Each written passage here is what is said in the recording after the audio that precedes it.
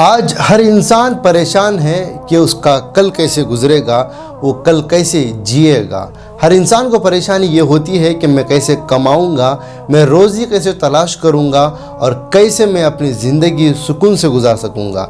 एक बात आप तमाम लोग ये अपने जहन में बात बिठा लेंगे, रोज़ी रोटी का मालिक सिर्फ अल्लाह की ज़ात है। अल्लाह ताला उनको भी खिलाता है जो अल्लाह को नहीं मानते, अल्लाह ताला उनको भी खिलाता है जो अल्लाह ताला को मानते हैं, अल्लाह ताला उनको भी खिलाता है जो अल्लाह ताला को मानने के बावजूद भी अल्लाह ताला की नाफरमानी करते हैं। लेकिन रोटी रोज़ी अल्लाह ताला नहीं छीनता, ना किसी से अल्लाह रोटी रोज़ी का निवाला उनके मुँह से छीनता है। अल्लाह ताला हर एक को खिलाता है। एक वाक़े के ज़रिए से मैं आपको बताना चाहता हूँ, समझाना चाहता हूँ कि अल्लाह ताला जब खिलाने पर आए तो कैसे खिलाता है। एक मर्तबा एक मस्जिद के अंदर एक मौलाना बयान करते रहते हैं कि रोटी रोज़ी का मालिक अल्लाह है। अगर आप ना भी चाहें, अगर आप खाना ना भी चाहें, तब भी जो है अल्लाह ताला अगर आपको खिलाने पर आए तो कैसे भी, किसी भी हाल में, किसी भी जगह पर, किसी भी मौके पर अल्लाह ताला को खिलाएगा। तो जैसे ही एक शख्स सुनते हैं और वो कहते हैं कि ये तो मौलाना कुछ भी बोल दे रहे हैं, अगर आखिर ऐसी बात हकीकत में है, सच है, तो मैं आजमा के देखूँगा।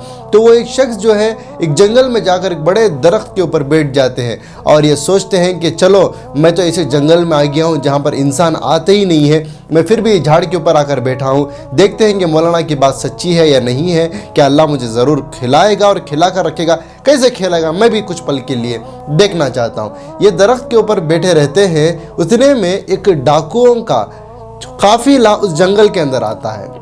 डाकू लोग वो होते हैं जो चोरी करते हैं, जो घर में जाकर चोरी करना, डाका डालना और इसी तरीके से चुरा चुरा कर अपनी ज़िंदगी गुजारते हैं। तो डाकुओं का काफिला जो है अक्सर छुप छुप कर वो चलते हैं। तो जंगल के अंदर जैसे डाकुओं का काफिला आता है और आकर इसी दरख्त के पास जो है वो अपना डेरा डालते हैं, वो अपना मुकाम बनाते हैं और मुकाम बनाकर खाना बनाने की कोशिश करते हैं। कुछ डाकू अपने अपने ज़रूरियात से फारिग होते हैं, कुछ डाकू खाना बनाते रहते हैं। जैसे ही एक डाकू खाना बनाना शुरू करता है, खाना पूरा बन जाता है, तो बनने के बाद डाकू को प्यास लगती है।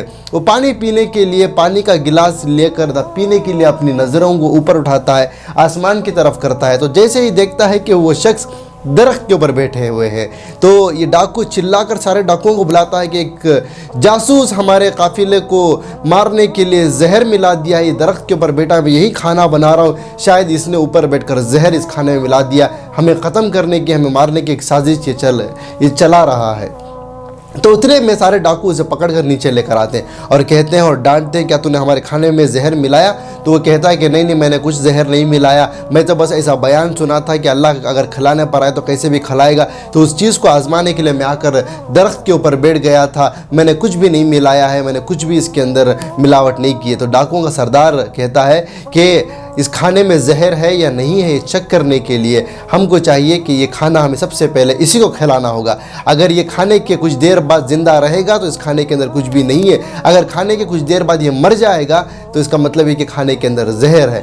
तो मेरी बात कहने का मकसद ये है कि इस सबक से हमें ये चीज़ मिलती है कि वो बंदा आजमाने के लिए आकर दरख्त पर बैठ गया था, लेकिन अल्लाह ताला उसके मुक़द्दर में उस जगह पर, उस मौके पर खिलाना चाहता था, तो अल्लाह ताला ने उसे खिला कर रखा। तो सारे डाकू इसके हाथ पैर पकड़ते हैं और ये ज़बरदस्ती करता है कि मैं खाने वाला नहीं हूँ, मैं नहीं खाऊंगा, मैं देखना चाहता हूँ कि अल्लाह मुझे कैसे ज़बरदस्ती खिलाता है, मेरी मर्ज़ी से मैं खाता हूँ, मैं अल्लाह की मर्ज़ी से मैं नहीं खा सकता, मेरे पास इख्तियार है, मेरे पास अथॉरिटी है। लेकिन डाकुओं का सरदार कहता है कि अब तो कुछ दाल में काला है, ये इनकार पे इनकार करता जा रहा है, इसके हाथ पैर बांधो और ज़बरदस्ती इसके मुंह में खाना डालो और कुछ देर तक इंतज़ार करो। तो जैसे ही कुछ वक्त गुजरता है तो वो इंसान बच भी जाता है और उसके ऊपर कोई जहर का इफ़ेक्ट होता ही नहीं, क्योंकि जहर उसके अंदर होता ही नहीं है। तो डाकू कहता है कि इसमें तो कोई जहर है ही नहीं, तुझे खिलाने के बाद भी तो ज़िंदा है। तो और वो कहता है कि नहीं, इस तरीके से मौलाना बयान कर रहे थे, तो मैंने उस बयान को सुनकर आजमाने के लिए यहाँ पर आया था। मैंने आज ये सीखा है कि अल्लाह ताला अगर खिलाने पर आए तो कैसे भी खिलाएगा।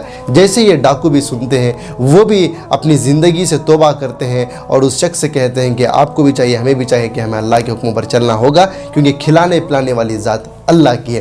तो मैं तमाम लोगों से दरख्वास्त करता हूँ, रिक्वेस्ट करता हूँ कि रोज़ी रोटी को लेकर इतने भी परेशान ना हो जाएं कि आप अपना सुकून भी खो दें, और इतने परेशान ना हो जाएं कि आप हलाल कमाई से हटकर हराम कमाई में चले जाएं। अब इतने परेशान ना हो जाएं कि आप गैर गलत रास्तों में जाकर रोटी रोज़ी कमाने के चक्कर लगाएं। अल्लाह ताला ने आपकी मुक़द्दर का एक एक दाना लिख चुका है। अल्लाह ताला आपको किस जगह पर, किस मौके पर, कहाँ, किस वक्त पर खिलाना है, वो अल्लाह ताला आपको खिला कर रखेगा।